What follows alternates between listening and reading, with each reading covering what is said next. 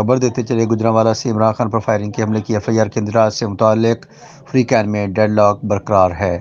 Police राय का बताना है कि पुलिस ने पीटीआई रहनुमा ज़ुबैर नियाज़ी की पहली दरख्वास्त पर मुकदमा दर्ज न करने का फैसला किया है। फ्रीकैन के दरमियान डेडलॉक बरकरार है। डेडलॉक के दौरान फ्रीकैन में 4 बार रब्ता हुआ, लेकिन पुलिस अपने मौक़िफ से पीछे हटने के लिए तैयार नहीं। ज़राए के मुताबिक पुलिस के तहफ़्फ़ुज़ात पर दरख्वास्त गुज़ार फ़रीक ने मुशावरत के लिए 2 बार मोहलत मांगी। मुशावरत के लिए दी गई मोहलत की मुद्दत आज शाम ख़त्म हो जाएगी।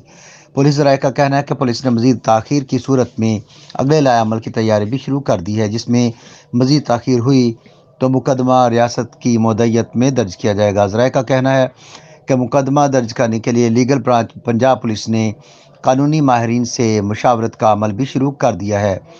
याद रहे कि चेयरमैन तहरीक-ए-इंसाफ इमरान खान पर 3 नवंबर को वज़ीराबाद में कातिलाना हमला हुआ, जिसमें 13 अफराद ज़ख्मी और 1 शख्स जाँ बाक हुआ था।